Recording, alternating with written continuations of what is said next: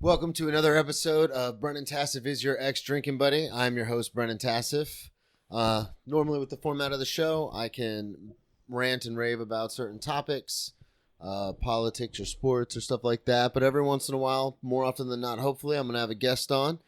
And today, I am very grateful to have one of my closest friends in comedy here in Jacksonville on today, Marcus Crespo. What's going on, buddy?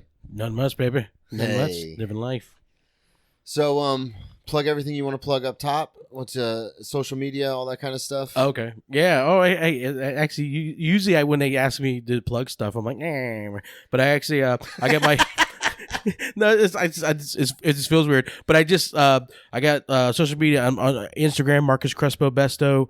I just started a Instagram with my brother with the picking stuff. Did you? Picker Brothers is what we're called. So yeah, I don't know. I think he just started a YouTube channel. We haven't really posted anything yet, but it's set up so we can start loading up. Oh, sweet. Okay. Yeah.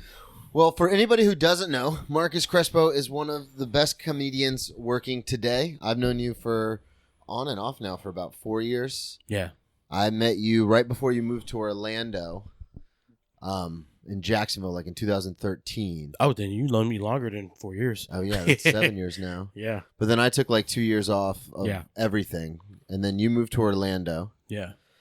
But the whole thing with the podcast is, as you know, I'm a recovering alcoholic, but I still like to tell all my old battle stories and war stories and stuff about drinking and partying and doing dumb stuff. And I know you've got a couple of those.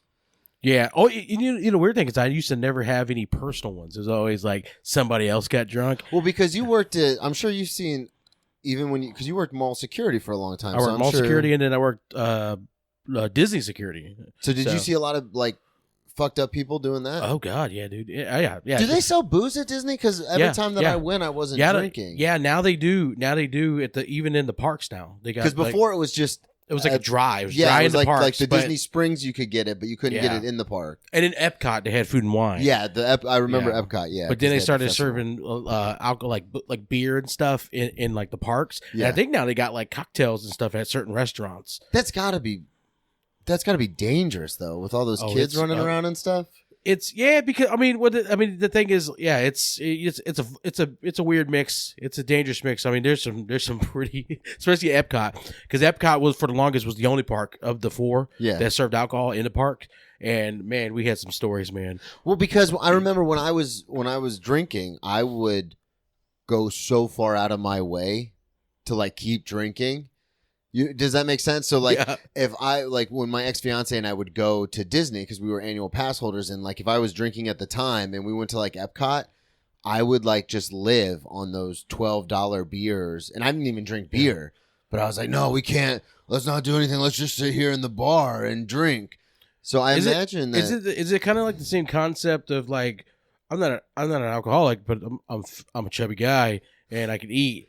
And so, like you go to a buffet, let's say like during like dinner hours when they upcharge you a little bit, and you're like, I paid $14.99. Well, I'm gonna get my fill. It's kind of like that, but it's also one of those things where there's so much stuff going on around you, but the only thing that I wanted to do was drink. So I'm like, why would we go on these rides, or like why would we go walk around and look? Let's just sit here and drink. And it's like we drove 2.5 hours so I could sit and drink $12 beers, and I don't even drink beer, so I couldn't imagine like. Because I know there are people like that who go to these parks, like probably like dads where their kids want to go, but they don't really want to be there. So they just sort of like, well, let's just get fucked up and have a good time. Like, did you ever have to escort anybody out of the park or like wrestle with anybody or anything like that? Actually,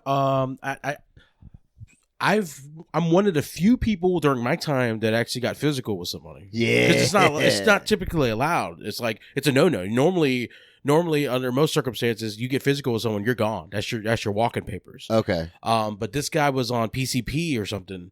He was at one of the resorts, and he was like in the swimming pool after the swimming pool hours. They had like 11 o'clock curfew on the pool. Yeah. And they were splashing around it. They got like noise complaints. Okay. So I go there, and I'm like, and I pause on the radio, and like, what do you have? I'm like, well, I'm trying to politely describe it on Disney radio, but there's a man who's basically nude in the pool. Oh God. He was down to his tidy whities and it was wet. So I mean, just dong flapping. So you could So at the Disney resort pool. Oh, and I mean, so that I was like, what? How? Why is Regency following me? You know, like For those of you who don't know, Marcus works security at Regency Square Mall, which is one of the most notorious malls in the country for violence. Definitely in Florida. It's crazy how far that reputation precedes it.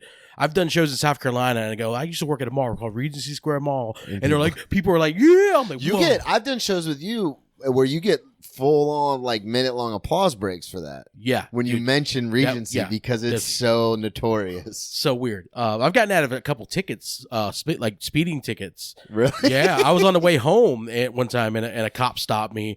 And he goes, what's your hurry? I'm just trying to get home. It's tired. I work mall security. He goes, where? And I go, Regency Square Mall. And he goes, ugh. God. He does that noise.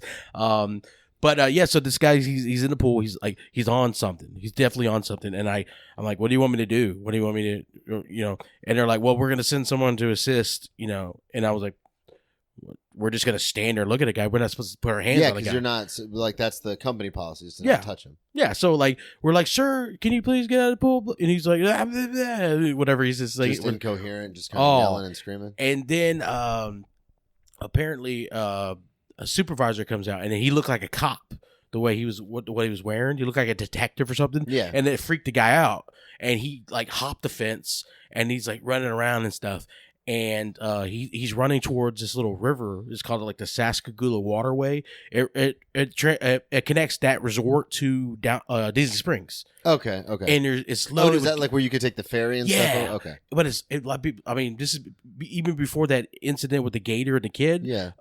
We all knew there's gators all in the waterway. It's the middle of Florida. Yeah, it's a swamp. It's a fucking swamp. So I don't mean to cut you off, but it's so weird when people come to visit. Yeah. And they're like, are there it's like, they're everywhere. Everywhere there are gators. Yeah, it's Central Florida. Yeah. If you don't have every body of water, assume there are snakes and gators. Yeah. And they're like, well, what about fences? I don't know if you know this. Fucking gators can climb fences. Yeah, I've seen those videos. It's crazy. It's nuts. And so they're like, there's gators there.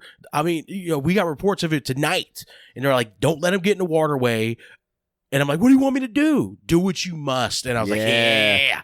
So I like sprint haul and Pele kicked this dude's legs from under him and then threw his shoulders down. And then like for a minute, I'm like, oh, I can't do the rest. Like, cause at Regency, I would go for like a rear naked choke or arm bar or something. But I just like, or something, something violent. Yeah. I just ended up sprawling on him, like put my hands and arms out. Yeah. Just like stay down, please. Like, please don't make me choke you. Yeah. Don't make me hurt you. Don't let the demons emerge. See, that's crazy because I couldn't imagine being in that position where they're like, hey, you need to protect billions of dollars worth of property. And if, God forbid something were to happen, like everyone's going to sue because it's Disney. Yeah. And they're like, but you can't touch anybody, which I guess goes with that same logic. That, there's protocols though. Like, a lot of people don't know this, but like on site, on Disney property, they have people that work for the FBI, the CIA, Secret Service. Oh, really? Yeah. Because I'm sure it's a terrorist target. Yeah, they call it a soft target. A lot of people after 9/11, there was like Disney maps in like Osama bin Laden's caves. That's what they were telling us in their training and stuff. Oh shit. Yeah, I mean, some of it is like, was this true or just some weird sensation? Because there was a lot of like weird sensationalism. Yeah. But I mean, it was just weird. I never thought the Regency stuff would follow me. That's insane. Yeah. Because when you were at Regency, I'm sure, because I used to go everywhere fucked up. So I'm sure there were people who were at the mall, like, just wasted trying to steal stuff. Unbelievable. Yeah. And you never really think, like, oh, let's get drunk or let's get super messed up and go to the mall. Yeah. But you were there, like, that was your job to be there every day. So I'm sure you saw it on. Yeah, they pre-gamed and then, or they would get a little tipsy, go to the mall and then drink at the parking lot and, like, parking lot pimp, like, basically, like, holler at girls and stuff. Okay. They would just like loiter. I was just about to ask what would be the benefit to going to the mall fucked up, but I guess if you're gonna, most people can't talk to women unless they're kind of drunk. So yeah, liquid courage, man. Yeah. Or just kicking it with the boys, and then you see some juicy asses or something. Yeah, no, totally. And Regency is the spot to find it. Yeah. So did you ever have to? Obviously, you've had to remove people physically from the mall. Oh God. That were like all drunk Jesus. and stuff. Yeah, a lot of times we beat them up and then we trespassed them, Okay. and then they left. Okay. But yeah, it was, yeah, usually on their own or with in a squad car or something, you know. Yeah. So I wanted to ask you that about Disney. There's police because like I said, we were pass holders and stuff, so there are police on site like all over Disney. They have their own like unit. The Disney's so big that it covers 2 counties technically. Is Osceola County and Orange County. Okay. Most of it is Orange County, and then they got Osceola County. Now, Orange County has their own division just for Disney calls. Like its own substation just for Disney? Yeah, they only answer Disney calls. Okay. Orange County doesn't. So you Osceola County doesn't. Oh yeah, Osceola County does it, and you can tell the professionalism difference. Like the Orange County cats are a little bit older, they're a little more polite, sir, ma'ams. Whereas Orange County's like, where's this motherfucker? You know, like it was very because they're responding to stuff in Kissimmee too. Yeah. And then have to go to like deal with Disney, and they're like, I don't care what your stupid rules are. All right? We're choke slamming somebody today. Yeah, because Orlando's crazy because it's like one of the a lot of people think, oh, Orlando, they think Disney and like Universal and stuff like that. But I mean, every city, anybody who lives in a major city knows that there's always rough parts to the city. Yeah. So I'm sure some of the Osceola County cops and even the Orange County cops that have to deal with gang violence or drug busts and stuff like that, then they show up to Disney and they're kind of like, what are we doing here? Well, I mean, and also I always tell people like Disney's, I think it's like 47 square miles is the how property? big. It's roughly the size of Manhattan. Okay. Roughly the size of Manhattan. So imagine how much crime would happen on Manhattan on any given day. Yeah. You know, and then you factor in people from other cultures where certain rules and protocols are just not. That's not. Yeah, that's true too, because you get people from all over the world. Mhm. Like that's their main. Yeah. Did you ever have to beat up someone who was like didn't speak any? Never mind. Let's not go down. Well, it wasn't. Not at Disney. At Regency, I beat up all languages, all genders, all ages. Well, and the only reason I asked that is because like you see in the war movies. Yeah. Where like they'll break down a door and they're screaming like get down, but no one in the room understands what they're saying. Yeah. So I couldn't imagine how that's the reason I asked, because I couldn't imagine how frustrating that would be for them and for you, where you're like stop what you're doing, but they don't understand what you're saying, so they keep doing it, and it's just kind of like a lack of Oh no, I mean what we have here is a failure to communicate. I've had I used to work the back access gates. And basically, like where only the employees or VIP or executives can go through. Yeah. And no guests are allowed. Okay. And I've had people for some reason the GPS would send taxi drivers back there. Oh, really? And they would drop them off at the end of my exit gate, and I would see people with strollers, and a lot of them are Brazilian. So that you don't speak Portuguese. Yeah, so it turns into this weird fucked up game of charades where you're doing Well, and that's what I mean is because. It's one of those things where you're dealing, because I know working in the restaurant industry, when I have people who come in and there's a language barrier, then there's a lot of pointing and like kind of because I can speak a little bit of Spanish, but like enough to get someone's order. But if it's any other language, I'm kind of like just point to what you want and I'll make it happen. But I couldn't imagine like with no visual cues or visual kind of reference, like how difficult that could be. Like you're just kind of standing there like I'm born and raised Floridian, like I don't know what you want me to do. It's so weird though. Like they always say, like when you live in an area where people speak Spanish or whatever language, you start picking up on it. And it's true. Like at one point, I used to know like greetings in like 7 different languages. Oh, really? Like welcome to Magic Kingdom and stuff. And I would say that, but they would try to like talk to me and like no. That was just a ceremonial thing. One of the main phrases I learned in Spanish was Spanish is my second language. So I can say that in Spanish. La idioma de español me segundo idioma. Yeah. And whenever I say that, like sometimes I'll say it to tables like trying to show off, and then they immediately just like forget all the English they know, and they just only speak to me in Spanish. And I'm always like, oh, that's actually one of the only phrases I know is how to say Spanish is my second language. Oh, that's a dangerous phrase. Yeah. So I've stopped doing it, but I originally learned it just because it's simple words. You know, Yeah. how do you say Spanish? How do you say language? How do you say second? Yeah. But I originally learned it because I took 4 years of Spanish in high school. Then I took 4 years of Spanish or 3 years of Spanish in college. So I was actually pretty good at Spanish, like almost fluent. And so I was like, I would always like try to show off when I could. Yeah. And then, you know, you don't use it ever and then you Yeah. forget it. And so now one of the only things I remember how to say is Spanish is my second language. That's hilarious. But then that's it. Then I don't have anything after that. So you went to Orlando when? What year did you go to Orlando? Basically early 2014. Okay. Yeah. Because there's a story I did want to ask you about. Because, so for the listeners, Marcus and I, like I said, I came to Jacksonville in 2013, and that was to go to rehab. And then when I got out of treatment, I started doing stand-up again in the area. That's where I met Chris Buck. I met you. I met, I think I met Christina Shriver at that time. Yeah. Baker was around. Trevor was around, I think, just barely. Was Dalton and Rizzo around? No, still? they had just left? No. Spencer was still here. Okay. But I did it for about a year, if that, and then I fell off the wagon and then kept telling people I was a comedian but stopped going to shows. But I remember I was following you on social media, and at that point you had moved to Orlando. Yeah. And then when I came back into the comedy scene around 2018, we were at Dahlia's, and I walked up to you and I was like, "Hey, buddy, what's going on?" And you couldn't remember me. I could tell you had no idea. You were like, "Hey, man."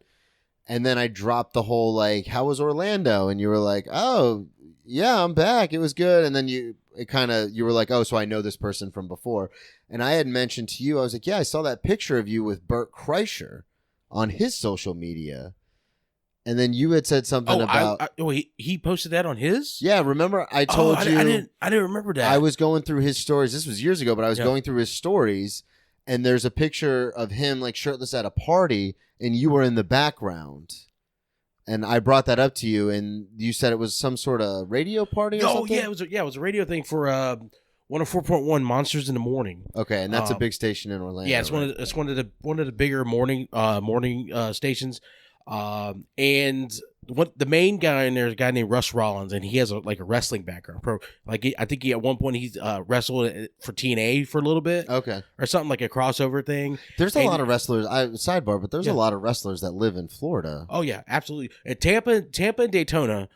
Tampa more so WWE guys. Daytona a lot of old WCW cats. Yeah, that's I met Kevin Nash at a place in Daytona. Yeah, he lives there. He lives in Ponce, right outside Daytona. But I had met him, and I remember the first time I ever met him, I had walked in. I was working at this salon type thing, and he knew the owner, so he would go in there sometimes to talk to the owner. Yeah. And I remember there's this long corridor, and I go in the back door, and I hear this voice as I'm walking down the corridor, and I was like, I would know that voice anywhere because I was a huge Wolfpack NWO fan.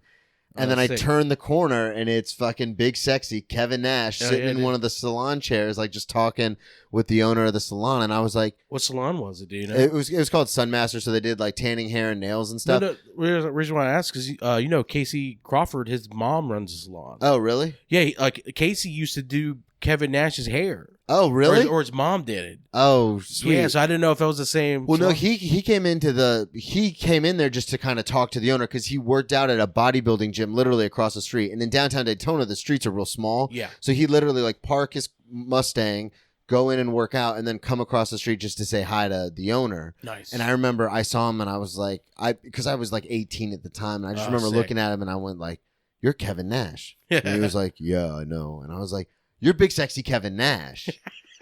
And as he left, and as he was walking to his car, I was talking to the owner, my buddy, and I go, "Hey, how do you know Kevin Nash?" And he told me the story. He goes, "Hey, you know what you should do? You should run out there and give him the little wolf pack."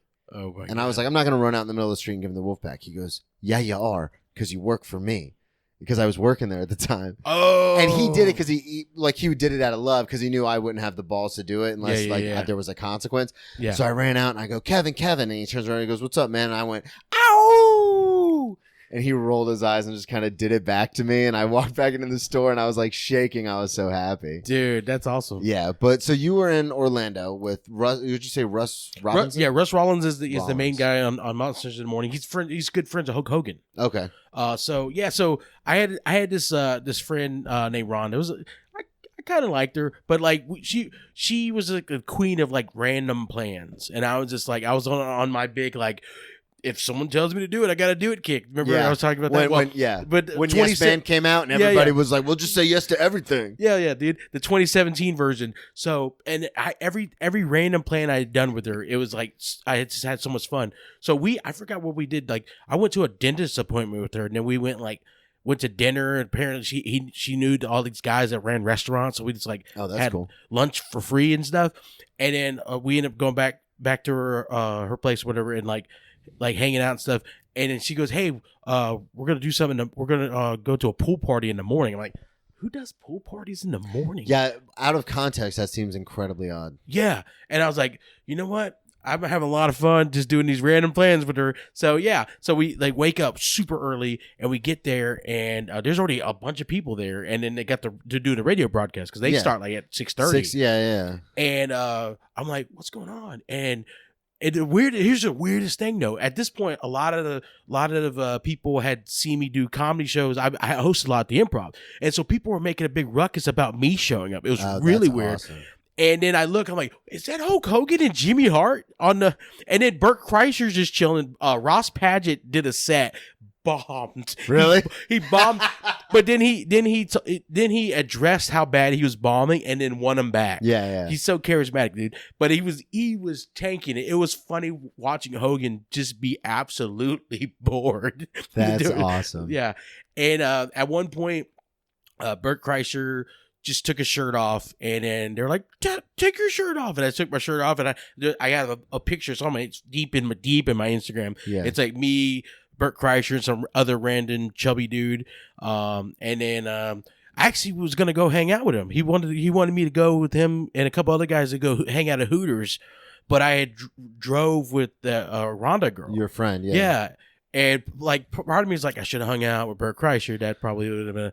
But I also, I kind of like that girl. Yeah. Well, I've actually had a similar experience with the kind of the hangout thing. When he played at the Florida Theater, he always announces, "Hey, we're going to go to this bar after the show." Yeah. And because I don't drink, it's really weird just kind of standing around at a bar. I know our friend Stephen Baker has that really funny joke about having the AA chip in his wallet, so that way nobody asks him if he wants to drink, which I think I need to do more often, because after the show, we all went to this bar, and we're all just kind of waiting for him to show up.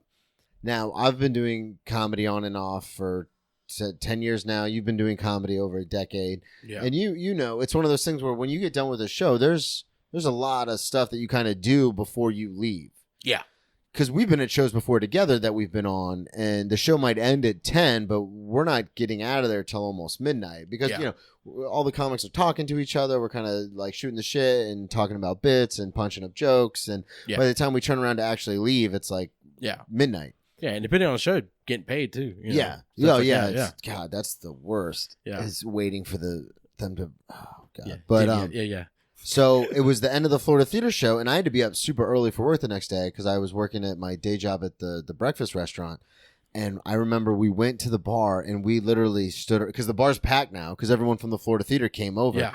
And we stood outside for, it must have been an hour and a half, maybe 2 hours. No, it wasn't. It was like an hour and a half. Yeah. And finally I turned to my girlfriend, and I was just like, maybe we should just head out. Like, I'm sure eventually down the road with me doing comedy, and, we were planning on moving to a big city. I was like, I'm sure eventually I'll run into him again, and, then I can hang out with him.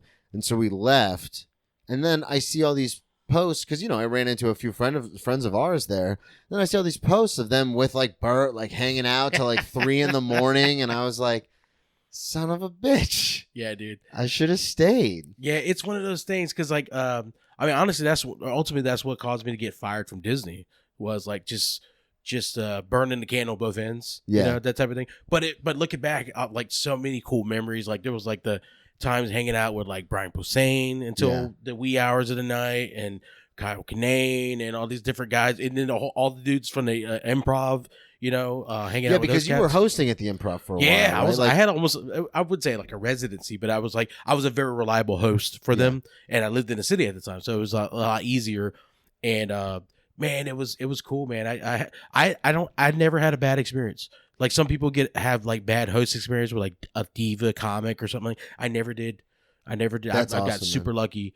I mean, I'm sure that has a lot to do with the fact that you understand kind of the order of things. Yeah, and I give them space. Yeah, that's what I mean. Like, that's exactly what I mean. I try to, like, even if I'm super, I did the worst time I ever marked out and for a comedian was Howie Mandel. Yeah. Only because that was like the first comic I've worked with that my parents actually knew. Yeah. Most of them were like, they're big and like you have to either watch the shows they're on or something like that. But this was the first household name. Yeah. That, well, I wouldn't say household name, that it was the first household name that they cared about. Yeah. Like, yeah. I worked with like saying. Screech and a couple other guys, but you know. But this is the first one where your parents were like, "Oh my God, that's awesome." Yeah. And it's so bizarre how comedy works because you and I are so involved in it that, like, if we go to a show or we see a random comic that we love, yeah, and you bring it up to other people and they kind of give you that weird look, yeah, and you're like, "Oh yeah," like I wear because you know I'm obviously a huge fan of Tom Segura, so I wear a lot of his merch just out in the world, like the Thick Boy Nation stuff, and in the Mystic Rick shirt that I always wear to the AEW events. Yeah. But it's so bizarre because like random people will come up and be like, "Oh, I love your shirt." And in my head, I'm like, yeah, obviously everybody loves Christina P. and Tom Segura, like your mom's house. Like, what's up? Yeah. But then there are people who, more often than not, like give me this weird look. And I'm like, oh, yeah, not everybody follows comedy like I do. Yeah. So it's just so bizarre because you've worked. Kyle Kinane is one of my favorite comedians, and you've opened for him a couple of times, haven't you? Yeah, I hosted for him once, and I featured for him once. Yeah, see, and like that's all, and that was all in Orlando, right? No, one was in Jacksonville. Oh, okay. Yeah, that was the first one of the first times I remember meeting Trevor. Trevor Johnson was supposedly he was supposed to get a host spot there, you know, and then I rolled up in town and it's basically like because you were living in Orlando at the time. Yeah. Okay. Yeah, and Buck was like, "What are you doing in town?" And I was like, "I wanted to watch a show." I had to take care of some family stuff or whatever, and I was like, "Well, I'm here." Yeah. And that's the other weird thing with comedy is it's very much like I've driven 6 hours in a night to do a 5-minute set, the Bug Nutty Brewery, God. But that's only because the guy who was running the show also books a festival. Yeah. So I was like, oh, I want to get out in front of this guy. Yeah. So we drove. It was me and Baker drove. It was like those 2.5 hours, almost 3 hours down, and then 2.5, almost 3 hours back. I call those the best foot forward shows. Yeah, you better put your best foot forward. Or you're like, someone's gonna find you in a bathroom. Time. I've had some horror stories of one time I drove to Miami to do a show and I didn't even get to go up. Really? Oh, I was so mad. And then I met the dude I was hosting that night. Yeah, you know, he was just the host. He wasn't the guy that normally ran the show, but he was the host that night. And I saw him, and like the first thing I saw, and it's a little guy. He's a little tiny guy. And the guy, you know, Elgin David. You remember? Okay, he's a Miami guy. I didn't know if you. Oh yeah, so hey man, hey. A while back, I wanted to murder you, and he was like, "What?" Or I think I wanted to. I said I wanted to powerbomb you through a table, and then he just like he didn't know what to say. Yeah, and then I explained the situation, but he was just running. He had a time constraint, all that stuff. But I didn't really explain myself real good. Like, hey, I drove from Orlando. It was like a 5-hour drive because of traffic. Yeah, you put me up for at least 5 minutes. You know. Yeah, that's what I actually do whenever I go out of town now.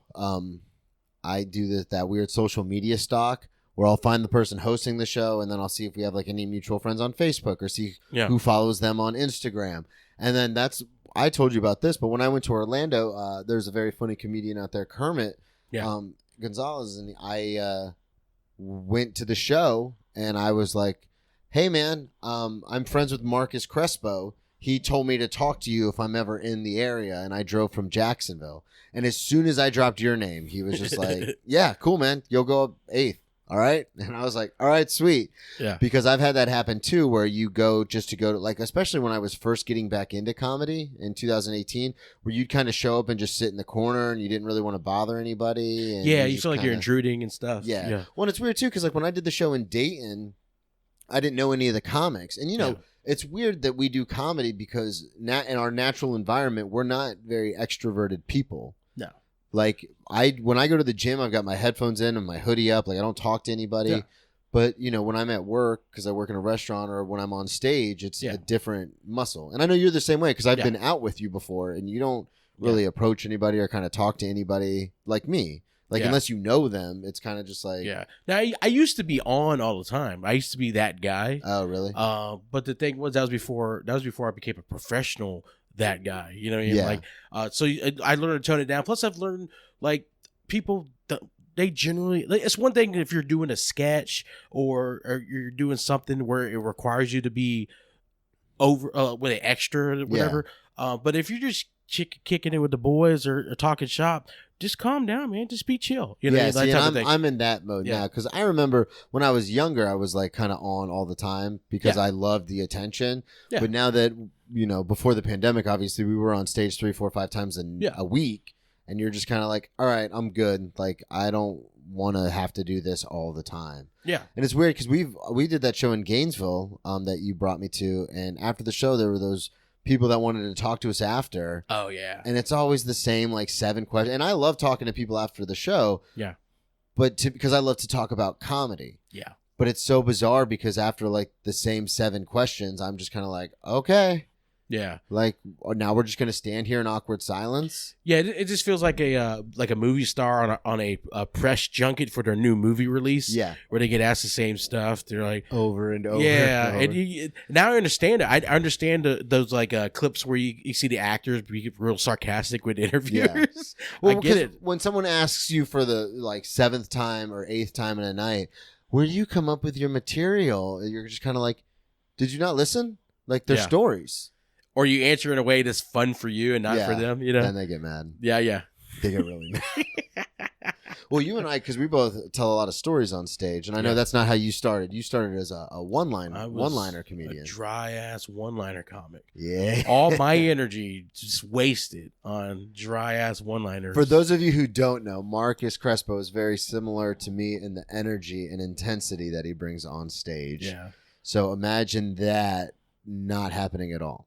Yeah, or imagine like Chris Farley-esque, Sam Kinison type. Yeah, doing Mitch Hedberg one-liners. That's insane. Because that was my dude, Mitch Hedberg. Yeah, and I tried to do his one-liners, and it's just bombing hard because they weren't even that clever, you know. And then I remember you told me a story about you had said something to Buck or somebody, a friend, and they go, "Why don't you talk about that on stage?" And that was kind of your turning point. Buck. I think it was Buck. Yeah. Yeah. And then you were just kind of like, yeah, why don't I do that on stage? Yeah, because I just went on. I just did an open mic. I did 5 minutes of my driest, dumbest bullshit, and then afterwards, I sitting around. We're just shooting the breeze, just talking shop. And then we start talking about the mall. They're like, "Oh, you work mall security." And that's what it was. Okay. Yeah, and then I was like, "Yeah." So anyway, there was the time where I fist fought a pregnant woman. They're like, "What the hell?" You know, and then they were losing their minds and me just telling. I was doing it. I wasn't even doing them like a bit. I was just telling them very matter of factly. Yeah. And they were just like almost like jaws wide open. Like, what? Why are you wasting air talking these? Well, and I love your stories because you're more intense than I am, and I'm always a really intense guy. And I love. It's funny because I've been to hundreds of shows with you and seen all sorts of different sets that you've done, and still to this day I'll go to a show and I've heard the joke 1,000 times, but it still cracks me up just the way you deliver it with the intensity, and you're like, what? Ah! Yeah, and it's my favorite thing in the world because we're around a lot of comics who are very. Just kind of, I don't know, like I don't want to say like sad or something. Well, I mean, it's like a self-deprecation thing, which is something that I do on stage all the time. But some of it is like sometimes they'll get real political or they'll get real like vulgar and like, which I don't care. Yeah. But at the same time, I'm just kind of like, it's a nice break to have someone like tell stories that I like to hear. Yeah. Because sometimes you get in a room full of comics and it's. I've been at shows with you where I won't say the comic's name, but we're looking at each other like, okay, they're going to torpedo this entire show for us because they want to talk about all this super dark stuff that nobody in the room is getting. They're not reading the room at all. They just want to talk about what they want to, or they go up like super drunk or super stoned. Yeah. And you get what, and then like, cause we're got similar styles. Then you kind of get like I wouldn't say stressed out, but you're like, I just wanted to go up there and do my set. Now I have to dig up. Now you have to reset the room. Yeah, and it's like now it becomes work. Yeah, so I don't get to have fun. It becomes a job now. Yeah, and I know we've done because in Jacksonville before the pandemic, we had a lot of mics and stuff going on, so we could try out new material, which was awesome for us. And I remember you and I have had this conversation before, but I wanted to get it on the record. I remember talking to you about it, where it's like a lot of people would just get really, really fucked up and then be like, I want to try comedy. Yeah. Because people look at it and they go, I could wing that. Like, I'm funny around my friends. And you and I have been doing it long enough to, even if you've done a couple open mics, you understand that it's like, oh, it's not like that. Yeah. Like, not. That's the mastery of stand up, is either one of two things is happening. Comics are doing so poorly that it looks like, well, anyone could do it, or we make it look so easy. Others make it look so easy. They're like, oh, okay, he's just telling stories. Yeah. You know, they don't know that we've like it's actually 3 different stories kind of put together, and we've taken so much stuff out, and we've kind of like we've worked really hard, and we've tried the story out 100 different ways, and now we're like we finally have it honed in. Like you said, and I guess it's a credit to people who do stand-up comedy very well, but people watch it and they go, I can do that. Yeah. Like that doesn't look honestly, so hard. it's like sketches, like sketch comedy.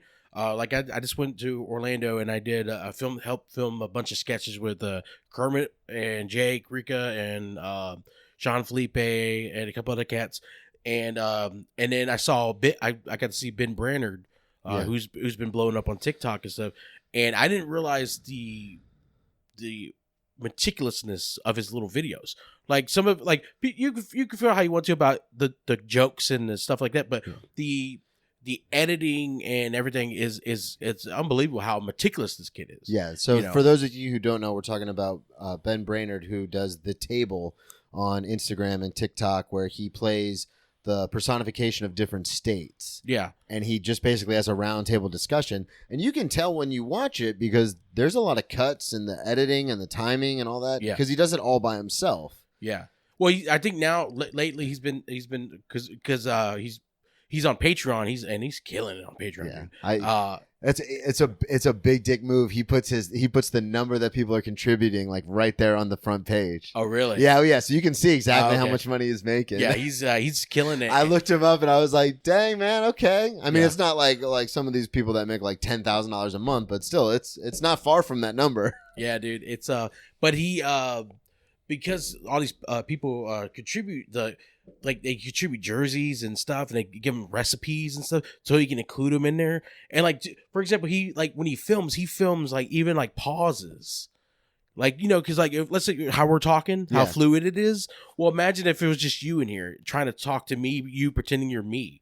So you go and say something, and then I go and then you have to film that and then that's you don't weird. Realize how difficult it is. And then during this whole quarantine, when everything first started, I know you were doing a lot of like kind of sketch work and like filming different things, and I was doing that.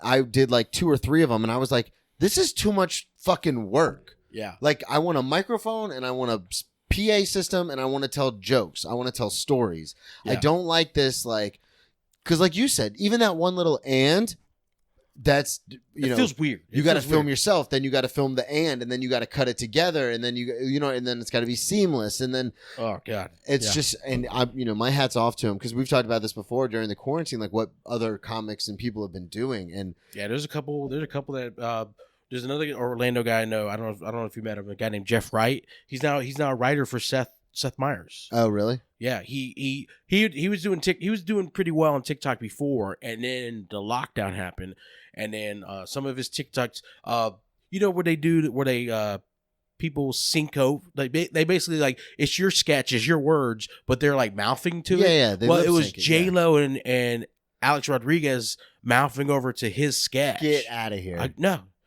yeah, so that made it to like all the late night shows and everything, and then people are like, who's this guy where J-Lo and A-Rod are, and so now he's a writer for Seth Meyers. That's awesome. We probably give I give it about maybe 2 years. He'll probably end up on SNL or something. Yeah, See, and that's insane to me, because I went through a real bad like lull during the quarantine and depression, because I'm not very good at the sketch thing. I'm not very good. Like I like to do my work on stage, like I feel you. Yeah, and so it's one of those things where I'm watching some of these other people do it, and I'm being the biggest fucking hypocrite in the world, because I'm looking at it and I'm like, I mean, I guess it's okay. It doesn't seem like that great. And then all of a sudden they're blowing up. And I've got nothing but respect for the fact that they can do that. It's not a muscle I've ever worked really. Yeah. So I was just kind of like, then I was getting more and more, not jealous or upset, because I love the fact that they're doing well. Yeah. But in my mind, the competitive nature in my mind, I go, well, if they're all getting better, that means you're getting worse. Yeah. Or it's the thing where you get upset is like because they get to thrive in an element that they're good at. Yeah. And the element you're good at, you don't get the chance to because of everything going on because in everything the world. was shut down. Yeah. So it's like it's almost like it's like having like two sprinters, but one likes to run in water. But guess what? There's no water. There's only sand. And the guy who trains in sand is like, it's so much sand. You know. So that's actually a good way to look at it. Yeah, because I remember you and I talked about it a few months ago. I was getting really down because I was kind of like, we can't. So in the state of Florida, we got locked down. Everything was shut down. And then about 3 months into quarantine, they lifted the lockdown and we started doing comedy again. And you headlined the show at Eclipse. And then the next week, I headlined the show at Eclipse. And so that was really cool. But then there was a second spike. Yeah. And everything kind of shut down again. Yeah. Which was infuriating because you had done the show, and then the next week I had done the show, and then everything was just kind of stopped again. Yeah. And I remember thinking, like, well, how long is this going to last? And then that lockdown ended up lasting another 3 months, I think. It was because we did that show in July. Towards the end of July. Yeah. Yeah. And then the lockdown was lifted again, and then we could do comedy. Now we're doing comedy again, but I just remember thinking, like, because everyone who listens to the podcast know I was supposed to be in New York April 1st. Yeah. Like, we had a big going away show planned, and I made sure that Savannah and I had found a place where we could, like, fit a futon so you guys could all come up and visit, and we could all do shows in New York and have a great time. And then that was all kiboshed because of the coronavirus. When I know a lot more people have it way worse than that, but it's just, circumstance. Yeah. But then I remember they took comedy away. And I know you feel the same way. I don't want to speak for you, but I'm pretty sure you and I have had this conversation where comedy means a lot to me. Like, it's what I've done. Yeah. It's when I got sober, one of the reasons why I didn't like go insane was because my sponsor said, well, you need to find something you're passionate about and pursue that. Yeah. Because I told him, I said, the rest of my life is going to be going to meetings, working 2 jobs, and going to the gym, I don't know what I'm going to do, which scared the shit out of me. Yeah.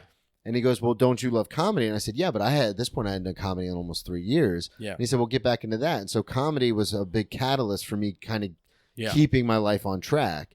And then when it was taken away, I just remember being like, what? Yeah. And then we did that show at Eclipse, the very first show you were back, I came to. Yeah. And I thought you were going to murder everyone in the audience. Oh yeah, I was at like a nervous breakdown. Because it was we were in the it was a factor of things. It was the whole lockdown thing, and then it was first time on the show, and I'm closing out, and then at the same time, that's when we were at the height of the George Floyd protests and stuff. So it was all that stuff. It was like just a shit cocktail, and a shit cocktail. Yeah, dude. And the crazy thing was, we both revered comedy in the same way. Like for you, it was tied to your sobriety to some extent, and then for me, I'm a single dude. I don't have kids. 35. So it was like this was my baby. Yeah. And it was like someone had taken my baby from me, type of thing. And because I mean you've been doing this a long time. Well, my baby's in middle school now. Yeah. You know what I mean? Like, so hold my baby. Hold my baby. But then it was weird though. Then I had a weird like I had to come to grips with something. Like, I'm like, after June, when everything went shut down again, I was like, oh crap, I may actually lose comedy. So like I have to invest in something else. And so that's when I started like spending more time with family. I already been doing that, but then that's when I started doing the picking stuff. So I started getting into that, and then shows started to open up again, and that was cool. And I have ideas for what I want to do where I tie the two worlds together. Yeah. Which is cool, but like that, I honestly like between like being a delivery driver and like picking, it just like kind of gave me. It was weird. I never thought I would like. I found purpose by buying your old shit, you know, like.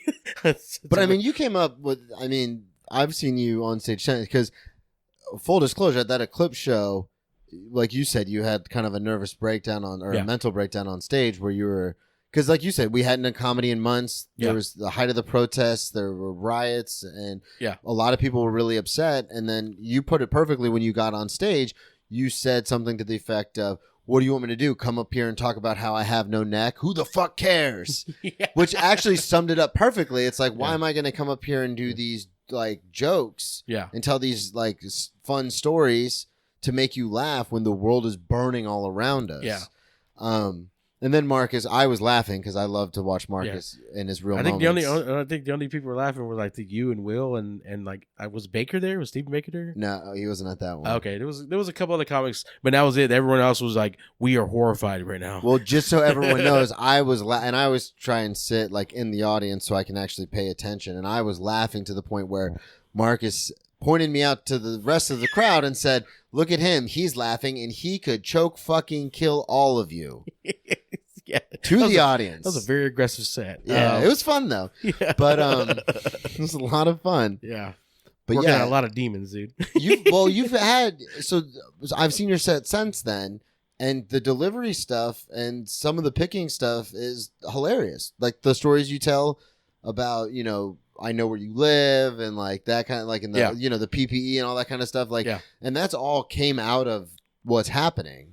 Yeah, it was cool because I was worried coming out of lockdown that I was just I was gonna be a veteran comic with only my old material and nothing new. And I've done quite a bit of shows. Like I just headline. I did like almost an hour.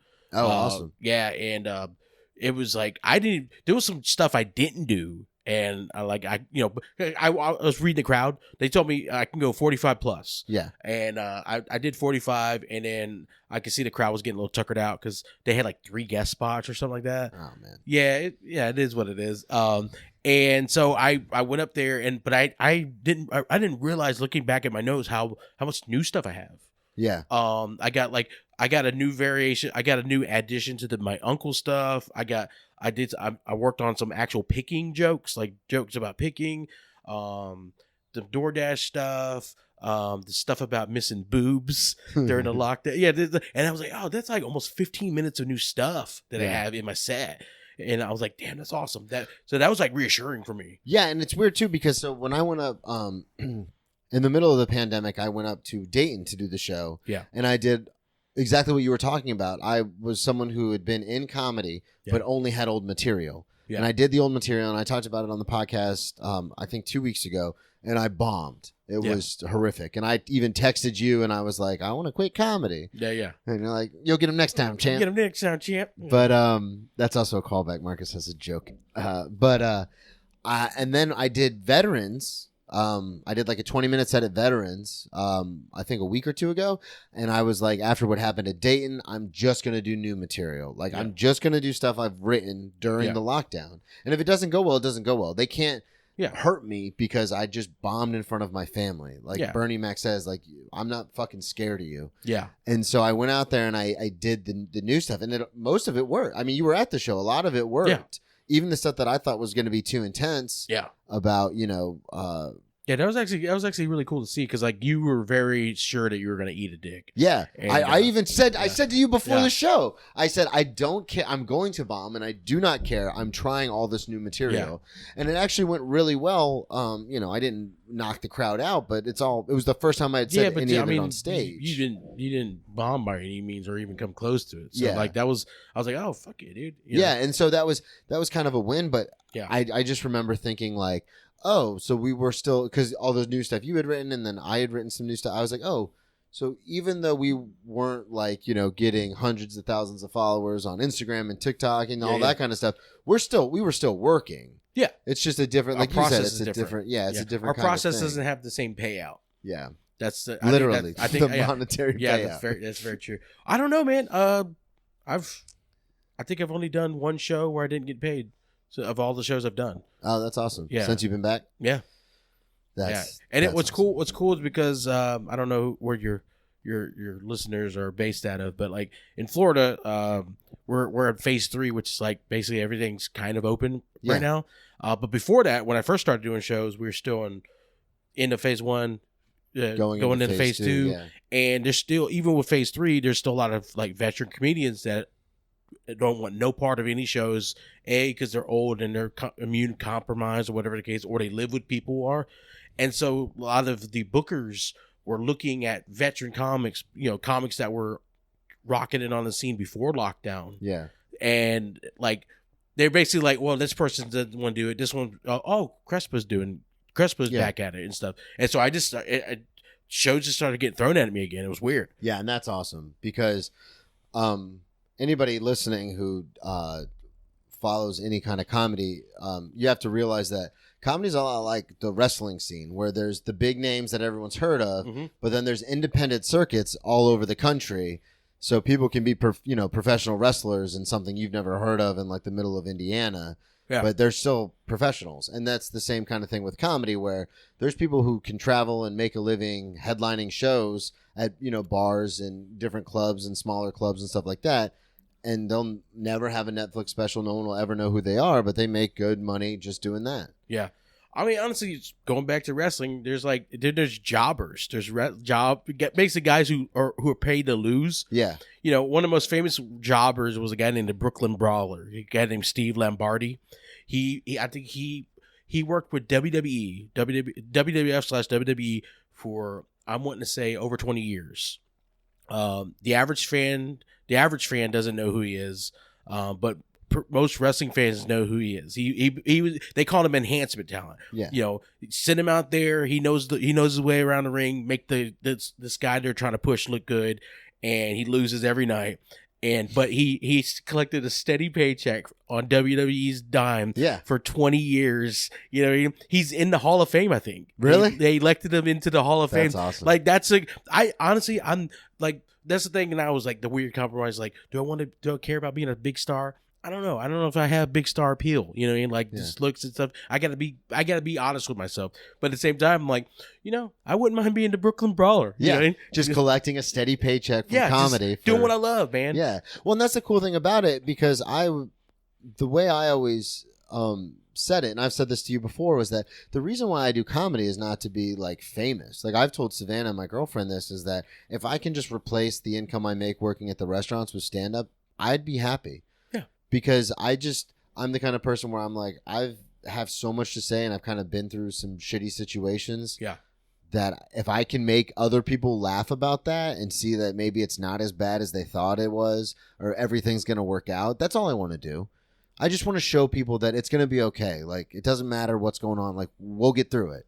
Yeah. And that's kind of like one of my big passions with comedy, is it's like, it'd be cool to be on This Is Not Happening and tell the story about how I got the scar on my forehead by cutting myself open to prove a point. Yeah, that'd be really cool. But again, it's one of those things where it's not, like, that's not why I do it. Like, if someone hears a story about the scars on my body and stuff, and they go, hey, I used to do that, or, you really made me laugh at that, and I didn't think that's something I could laugh at. That's a win. Yeah. What's the next show you're doing? Do you know? The next show I'm doing is going to be October 16th at Hyperion. It's a Friday. Oh, great. Yeah, I think I'm on the November one. Are you? But one of the things is I'm not sure if you how many shows you've done in between. I've done 3 shows now since we came back. One of the things that I've liked lately, because I've done a stretch of them out of town, is like because everyone's been locked down, like crowds that would normally kind of tense up about certain material. Yeah, they're just having fun. Like I did 2 very kind of uppity venues. Like one was a supper club, which it's like billionaires that eat there and stuff. And then the other one was like at a Marriott, like a Marriott conference room. Yeah. And it's like we do comedy everywhere, people. Yeah, baby. And both like Sperry Boat Shoe Yacht Club owner people. And the stuff I joke about. Oh yeah. And the other comics, the one girl showed up and wearing like a jumpsuit, like with her stomach hanging out and her boobs. It was insane. Like very like they shouldn't be into what we were talking about, but because they had been locked down for so long, they're just like, I'm happy to be out at a live event, that type of thing. So that's the only adverse, I wouldn't say only, but that's one of the best adverse side effects of this whole lockdown is people appreciate comedy a lot more. Yeah. They're willing to get past like certain triggers and shit like that, Yeah, and I noticed that too when I did. I added a new segment to the joke I have about looking like a cop, and the thing I talk about is going to the Black Lives Matter protest. Yeah, and I remember when I wrote it because it's a true story. Yeah, about going, and I remember when it happened, I was like, oh, I have to talk about this on stage. Yeah, but then I just remember thinking like I can't look the way I look as a 6'1", 200 something pound straight white male, and I can't say the words on stage Black Lives Matter in a jokey like as a comic. Yeah, you know what I mean? Yeah, like I'm just saying those are all triggers. Like why is this white person on a stage who's a comedian talking about something so serious? Yeah, and I didn't think I could say any of that. Yeah, but it was a true story of something that happened, and it wasn't negative or derogatory in any way, shape, or form. In fact, it's self-deprecating. It's negative towards me. So I did it, and I was so nervous the first time I did it, and I've got one tag in there that's kind of subtle that you have to be listening for to catch. And Will Blaylock, a good friend of ours, caught it and loved it. And I was like, okay, cool. And then when I finished the joke, everyone in the crowd kind of laughed, or they laughed at it, and it worked. And I was like, like to your point, I was like, oh, okay. Like I'm overthinking this because I was so conditioned before to try and do this material that everyone was okay with. No, but see, here's the thing is, that's the beauty about comedy. It's a lot of people will talk about it and say like, I think you could joke about anything, and honestly, I do. I think you could joke about anything. You just got to reformat how you go about. You basically have to Trojan horse a topic, to the audience's mind. Yeah, basically, you had to go around your elbow to get to your ass, but you still being 6'1", 215, 20 pound, whatever, white male, you did a Black Lives Matter joke. Yeah. However you want to. Yeah, I mean, I guess when you frame it like that, you still did it, and but it just wasn't direct, and it didn't come off condescending. Yeah. It came out more genuine because you had to kind of go a different route to get to the same punchline. Well, and that's the thing too, is the fact that it's a true story. I think the audience, because you know as well as I do that the audience can sense when you're full of shit. Oh yeah. So the fact that it's a true story and it actually happened, I think that got a lot of people on board as well. Yeah, we never really deal with that because our lives are so intense. Yeah. Our lives have been, but there's especially with some of the younger comics. Sometimes I know in Orlando there's a lot of very performative comics. It's like they're like, true story, this happened today, and you already know just the fact that it's a true story, that this whole story is full of shit, and it's just some bit. Well, and it's weird too because we deal with some of these guys that will get really stoned or really drunk, and then they'll get on stage and just start saying shit. And I know I've joked about it on stage before. I'm like, you've never been punched in the face before. Oh yeah. Like you wouldn't just start saying these things because some of these little like guys and girls, it's more so guys though. I don't know. It's just they're like 130 pounds soaking wet, like string beans, and you know exactly what I'm talking about. Yeah. And they're just like, so what's the deal with this? And then they'll just go into like races and genders and I'm like, dude. Like you're gonna come off the stage and someone's gonna book you in the mouth, and you're not gonna. It's gonna break you in half. Like you can't just. But I think like when you and I get on stage and we tell these stories, people are like, "Oh no, this really happened to this person." So we can tell. You're a broken soul. We can tell. Yeah, I think it's just the conviction in which we tell the story. So for sure, definitely. It doesn't. You gotta commit to it, or else people are gonna turn on you quickly. Yeah. I did want to ask you something because I do like to talk about old drinking stories on here. Okay. And if you're comfortable with telling the story about what happened in Daytona when you took the edibles. Oh, Jesus. Yeah, I was going to say, which edible story? I have a couple. There's the one where I hosted an open mic on edibles. Well, tell them both. Tell them all. Oh, I mean, the open mic one was basically I was at a friend's house and we were getting ready to go get some pizza, but I was starving. And she's like, she went to go take a shower, and it was that Rhonda. Yeah. Okay. And and when she said, I have to go take a shower, like deep down, I'm like, maybe you should go. Because just pervy shit. But no, I was like, well, cookies? She said something about cookies. And I was like, fuck yeah, cookies. And I didn't know that she meant like Oreos in the cabinet. Yeah. Because she had like chocolate chip cookies in a bag. You know, Okay. and the guy she's seeing has kids, so I just assumed they were like lunch cookies that weren't eaten yet. Yeah, they like made the cookies and then put them in a plastic bag. And so I ate all of them, and then I ate all the cookies. I ate it. Just the way you go, I ate all of them. I ate all those cookies, and then there was gummies, like they were all melted. So I peeled half of the block of melted gummies and ate that, and then there was this like caramel popcorn, and it was fantastic. And I ate like half the bag of that. It was like it was a little sandwich bag. Yeah. I ate half of that bag. All of that was edibles. All of it had weed in it. All of it. And I got ripped. I got super weird. We went to the pizza place, and they were like just laughing because I was the way I was eating. It almost looked like my bottom jaw didn't work or something. They were laughing about that. And then I think there's a video on Facebook somewhere where they're like talking to me. I'm like, I don't know if my hands and my mouth are connected or something. I was saying some weird. And then what happened was she's like, we had to do something. Aren't you hosting a show tonight? And I was like, yeah.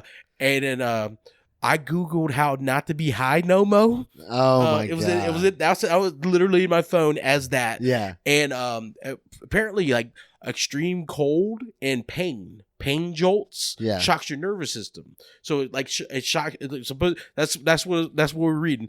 So I basically slapped myself and wore a cold pack on my neck for like 15 miles because I had to drive to the open mic. Yeah. So I was like slapping myself on I-4. I was basically Edward Norton in Fight Clubbing myself for 15 miles. I get there. I don't even remember the show. I don't even remember. And then I had to drive back to Jacksonville that Jesus night. Christ. Yeah, dude. That's intense. Yeah, that was, and then so that's one. And then there was another one where there's a good friend in the Daytona area that works at a dispensary, and she's been known to bring edibles to Tiernanog. Yeah, which is a show in Daytona they do on Wednesdays and Saturdays. Yeah, and that we all love. It's a cool spot. But I didn't know because it was someone's birthday, so they had birthday cake. Well, I didn't know that she brought Rice Krispie treats that were special Rice Krispie treats. So I had a couple slices of the birthday cake. And then I was like, oh, these Rice Krispie treats. And no one answered me. And I had 4. I had 4 of them. I had 4 Rice Krispie treats. And I had already planned. I wore tearaway pants because there's this guy named Sean Robbins who were in an air metal band called Wolverine. It's so weird. And so he was supposed to show up because it was also his birthday, I think. And I was going to rip my pants off and do a birthday dance. Well, he showed up. He got there way late. And I am blitzed now at this point. And he shows up. And I'm like, oh, I got to take my pants off. So, out of complete context, no one knows what's going on. You're high on edibles. And you just say, I got to take my pants off. And then they're like, what? And then I was like, and then Erin Gray, she was like, do it. And I was like, and as soon as you get the verification from a female in the area, you're like, oh, it's cool then. And I rip off my pants, and now I'm just walking around in these fucking tight, nut hugging little boy short looking things. Like they had Wolverine on them, didn't they? No, they had a fucking pink unicorn on the dick. There you go. And so walking around, stumbling, holding my tearaway pants still, just stumbling around. And I go to talk to Erin, and she goes, hey, that girl right there has been like looking at you like this whole time. I'm like, really? With no pants on. No pants on. Edibles. And she's like, go talk to her. And I'm like, all right. And I go and I talk to her. And now I just start talking to this girl, and she's so cool because I talked to her for like an hour and a half with my balls basically hanging out of these little baby pants. And then she laughed because it took me 45 minutes to put the buttons back on the tearaways. I kept buttoning the wrong side. Yeah. So like the left leg was connected to the right. Oh, short, Jesus Christ. Yeah. Oh my God, that's awesome. Because I've known you for a while, and you don't normally ever like drink or do anything. Like you're kind of because you drive yourself a lot. Yeah. So a lot of times you're just like, nah, I'm driving. I'm not going to drink or I'm not going to get fucked up. You know the backstory on that, right? No. Why I was notoriously sober for so long? No. I was in high school. I was in a group called SAD. You ever heard of that? Students Against Drunk Driving. Oh yeah. Okay, I think tell the story for the listeners, but you have you. So have basically, this is gonna get sad. Cue the violins. No, but basically, when I was in high school, there was a friend of ours whose parents were, I guess, in the cusp of a divorce, and they argued a lot. And he was in a youth group, and one particular night they were really getting to it, and he just stormed out. He basically like, I'm going to youth group. So he got on his bike, pedaled to youth group. He was on the sidewalk, and a drunk driver took him out. Jesus. And I had and basically had to go to that funeral, and the mom was like throwing herself in a casket, that like, take me instead. Like, it was traumatizing. And so I joined Students Against Drunk Driving after that.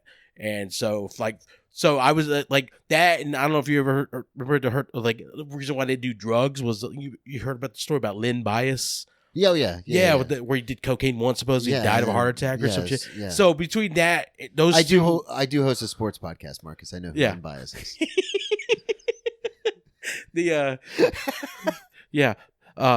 But the listeners may not. I don't know. Yeah. Len Bias was drafted by the Celtics in the 80s, tried cocaine once after he was drafted and died. And he was supposed to save the Celtics and all this kind of stuff. Yeah. And he died from a heart attack from trying cocaine one time. And he was a premier athlete, and I was a fat kid in middle school. Like, if I do coke, I'm dead. I'm done. I don't know, man. I was pretty chubby when I did all my coke, and I made it out. Maybe that's the key. I don't know. Maybe you need to be out of shit. Yeah. Hey, keep up. Yeah. So you joined SAD, and then that's why you... Yeah. So it was just like, I was, my thing is like, I was like, if I'm going to party, I'm going to be the designated driver. Yeah. That type. So it kind of fucked me up though, in a sense, because it kind of screwed my social life up. Because no one gets to do the fun drunk hookups when I'm the only one sober. Yeah. Out of the equation. Then it becomes like, oh, I'm sober, she's not. Then it's like, then sort of cross some lines. So for the longest time, I didn't drink. And then one time I went to an amusement park. We went to like Universal.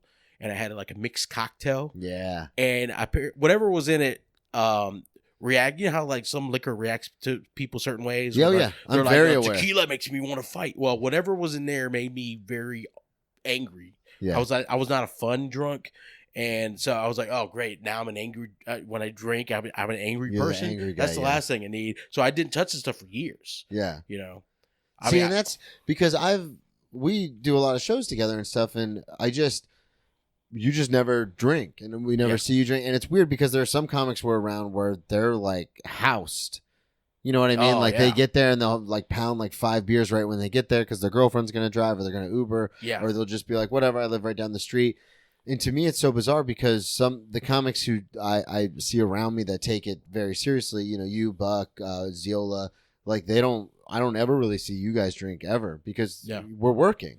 Yeah. Like this is work for us. Like it's still fun, but still we're trying to accomplish something. Yeah. And then there's guys who they're hobbyists. Yeah, and they just want to go out and have a good time, which I completely understand, but it's bizarre because when I came back, I was completely sober and then I was always around. And it's so weird cuz I'd go to like meetings and stuff.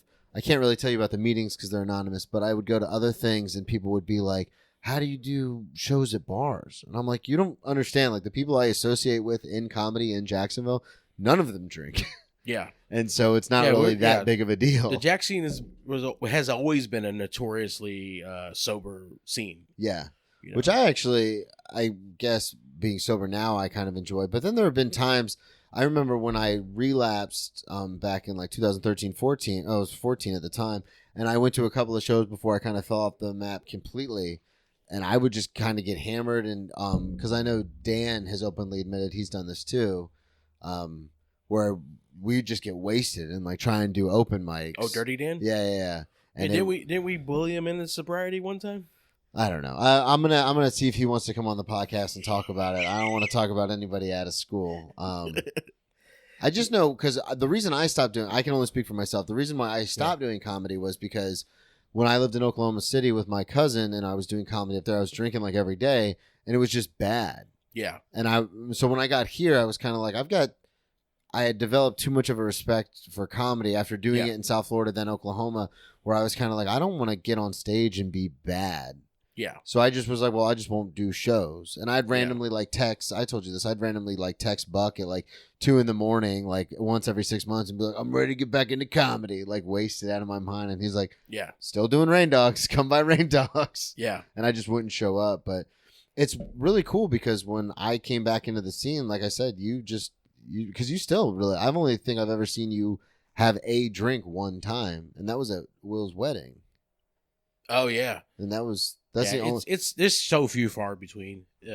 There's I went to a comedian only like Halloween party Yeah. or something a couple years ago, and that's most of those comedians only recollects of me ever getting like fucking shit faced because I stayed the night. Yeah. The night, and they made me rummy bears, which is gummy bears soaked in rum. Yes. Dude, and I had like almost the whole bowl. And like I got pretty blitzed, and Yeah. I ended up falling asleep at a pool chair by the pool. I slept outside that night. That's awesome. Yeah. So. Oh man. Well, this has been a lot of fun, Marcus. Thank you so much for coming on. Do you have any shows coming up? Yeah. Well, next week I got Plug whatever you want to plug. This is going to so come out tomorrow. I'm actually doing Tin Roof again. Are you? This will be the third show at Tin Roof under the third different booker. Yeah, I was going to say they don't ask me to book that anymore, but I'm doing Tin Roof. I'm doing that's in Orlando. Rob Roick I think it's called Tiki Lounge. Rob Roick's doing an open mic. He wanted me to close out, and then I'm doing a show in Orlando at the Hinau Art Center. Okay. That Shaw Smith putting together. Okay, That was awesome. a very last minute one, but yeah, I'm doing that all next week. So. All right, well, let people know. Plug all your stuff one more time. I know you hate to do it, but just do it because this will come out tomorrow. Okay. Go ahead, plug all Okay. your stuff. Yeah, I'm doing the Tin Roof in Orlando, Florida, at Point Orlando, basically where there's a Ferris wheel that's right behind it, basically that big eye, I think they call it. And then I'm doing a show at the Tiki Lounge. I think it's in Port Orange, Florida. It's open mic with Rob Roick, and I'm closing out. And then next Friday, I'm doing a show at I'm not going to pronounce it right, but the Hinau Contemporary Arts Center. We're doing a show there, and it's that lineup is sick. Yeah, Who's on that? Just off memory, it's me, Ross Paget, shit. Christoph Jean, Yeah. Shaw. There's yeah, a lot of good comics. yeah, dude, some beasts. All right, well, thank you so much for coming on. Follow him at Crespo Besto. Marcus Crespo Besto, There you Instagram. go. All right, and everyone follow me, subscribe, rate, and review to the podcast at Brennan T Comedy on all social media, and I will see everybody next week.